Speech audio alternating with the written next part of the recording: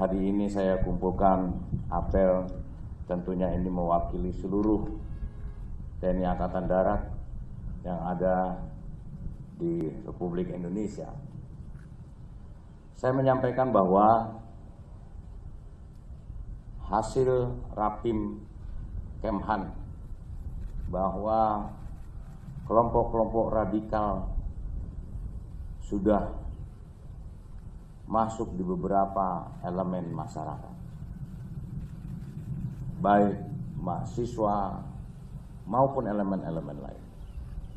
Oleh karenanya saya perintahkan kepada seluruh jajaran Angkatan Darat agar mengantisipasi, agar peka terhadap perkembangan-perkembangan tersebut. Peka artinya peduli dan kalian berkarakter. Begitu juga kalian kalau sudah kalian ketahui, segera koordinasikan dengan pihak kepolisian. Perkembangan kelompok-kelompok radikal hitungannya sudah bukan hitungan jam, hari, tetapi hitungan sudah menit. Oleh karenanya jangan pernah ragu-ragu. Harus kalian tahu di mana tempat, lokasi, sampai koordinatnya. Di mana kelompok-kelompok mereka. Sehingga suatu ketika nanti, saatnya yang tidak memungkinkan kalian sudah tahu di mana mereka. Lakukan pembinaan-pembinaan saat ini sehingga masyarakat diberikan suatu pemahaman-pemahaman bahwa kelompok-kelompok ini memang dengan sengaja akan membelah persatuan dan kesatuan bangsa. Ini saya ingatkan kepada seluruh prajurit TNI Angkatan Darat. Kalian sangat strategis. Oleh karenanya, pahami betul. Akhirnya buat yang menganggap ucapan KSAD Dudung hanya gertakan atau lip service, silakan pahami kalimat yang ini. Lalu kalau ada yang mau menguji, silakan saja. Kata Jenderal Dudung, kalau yang penceramahnya sudah miring-miring sampai titik koordinatnya di mana kalian harus tahu. Jadi hal-hal yang kita temukan jadi hal yang mudah untuk mendeteksinya. Kata Jenderal Dudung dengan serius tanpa basa-basi.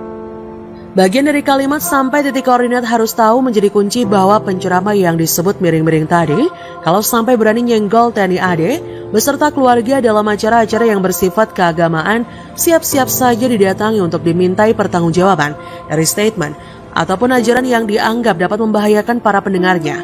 Pernyataan tadi juga bisa berarti tak ada lokasi aman untuk mereka bisa bersembunyi, karena TNI AD memiliki cakupan wilayah sampai ke daerah pedesaan hingga yang terpencil sekalipun. Sehingga sosok yang dianggap meresahkan atau mengancam persatuan dan kesatuan bangsa akan diketahui posisinya untuk dibereskan dengan cepat.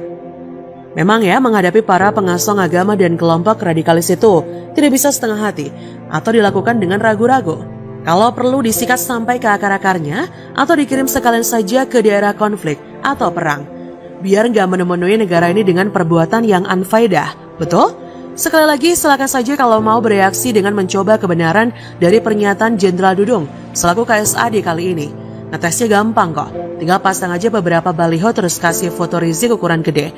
Mau dikasih fotonya Novel, Bamukmin atau Mumun juga boleh. Terus setelah itu, lihat saja seberapa cepat baliho-baliho itu akan diturunkan oleh prajurit TNI yang gagah berani dengan kondisi yang dipastikan tidak akan utuh lagi saat diturunkan. Bahkan bisa jadi bentuknya sudah menjadi serpian atau kepingan. Ya, memang tak boleh setengah hati dalam menghadapi aksi-aksi yang mengarah pada radikalisme itu. Karena kalau dibiarkan, mereka pasti langsung ngelunjak. Istilahnya dikasih hati akan rogoh jantung kalau diberi kesempatan. Bravo TNI dan Jenderal Dudung, gak salah memang pilihan sebagai KSAD yang disematkan pada Jenderal Dudung, sosok yang memimpin langsung penertiban baliho semasa menjadi Pangdam Jaya. Tindakan yang menjadi momentum bagus untuk melawan aksi semau gue dari kelompok yang seharusnya tidak ada di Indonesia karena cuma bikin sumo. Jadi gimana Drun? Kapan nih kalian mau ngetes keseriusan KSAD Dudung? Hahaha, begitulah kura-kura. Bagaimana menurut Anda? Bukannya mau bicara soal ketukan, tapi rasanya para calon pengkhianat bangsa perlu diingatkan agar tidak main-main. dengan apa yang terjadi di titik nol IKN pada Senin pagi yang bersejarah bagi perjalanan bangsa kita pada masa mendatang.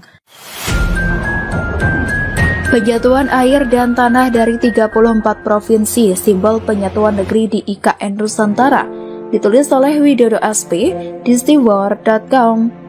Prosesi Nusantara 1 digelar tanpa hambatan berarti, tepat di titik nol Ibu Kota Negara atau IKN Nusantara pada Senin pagi 14 Maret 2022, dipimpin langsung oleh Presiden Joko Widodo alias Jokowi. Momen sakral dan penuh makna filosofis terlihat saat prosesi pemasukan air dan juga tanah yang dibawa oleh para gubernur atau yang mewakili yang berasal dari 34 provinsi di Indonesia ke dalam sebuah kendi tanah liat yang diberi nama Kendi Nusantara. Di titik nol IKN itu pula berkumandang Indonesia Raya untuk pertama kalinya di lokasi yang kelak akan menjadi pengganti DKI Jakarta sebagai ibu kota yang baru. Ini merupakan bentuk kebinekaan kita dan persatuan yang kuat di antara kita dalam rangka membangun ibu kota Nusantara ini. Pada hari ini kita hadir bersama-sama di sini dalam rangka sebuah cita-cita besar dan pekerjaan besar yang akan kita segera mulai, yaitu pembangunan ibu kota Nusantara, kata Presiden Jokowi dalam sambutannya terkait proses penyatuan air dan tanah di IKN Nusantara. Buat saya ide penyatuan air dan tanah itu sangat-sangat keren. Selain penuh makna dan menjadi simbol semangat persatuan dan kesatuan bangsa yang memang harus mengawali pembangunan IKN Nusantara di daerah yang telah ditentukan itu. Beragam asal air dan tanah yang dibawa oleh para gubernur juga menarik karena syarat makna jika lihat alasan atau asal lokasi pengambilan air dan juga tanah itu. Salah satunya Ganjar Pranowo yang mewakili Jawa Tengah dengan membawa air dan tanah dari lokasi yang disebut sebagai pusat bumi atau pusat dunia yang terletak di Jawa Tengah. Saya pernah mendengar cerita mengenai lokasi yang dimaksud, yang katanya terletak di daerah pegunungan. Katanya diyakini daerah tersebut punya daya magis dan secara spiritual sangat kuat. Konon, para politisi atau orang yang akan bertarung menjadi pemimpin daerah hingga presiden akan mendatangi tempat itu guna mendapatkan tuah sebelum bertarung di kontestasi demokrasi yang diyakini akan mereka menangkan. Entah benar atau tidak cerita tersebut, karena saya sendiri tidak pernah melihat langsung atau menghadiri prosesi dan daerah tersebut. Tetapi saya percaya ada tempat semacam itu yang diyakini bertuah dan dapat membantu melancarkan niat atau impian untuk menjadi pemimpin di negara ini. Kembali ke penyatuan air dan juga tanah. Sebagai pemimpin yang lahir di tanah Jawa, Presiden Jokowi paham betul akan makna simbolis dari momen-momen tertentu, terutama yang dianggap sebagai momen yang sakral. Silahkan jika ada yang hendak menyebut klinik atau mungkin ada istilah lain yang lebih pas, tetapi agenda proses menyatukan air dan tanah dari 34 provinsi di Indonesia dapat menjadi simbol adanya kesatuan hati dan juga tekad yang tidak hanya berhenti diwakili oleh para gubernur sebagai pemegang mandat rakyat atau hasil pilgub, tetapi mereka sedang membawa spirit dari daerah yang mereka wakili untuk dilebur bersama dan menjadi satu di Kendi Nusantara. Semoga tidak ada yang membawa air dan tanah dari lokasi sengketa ya.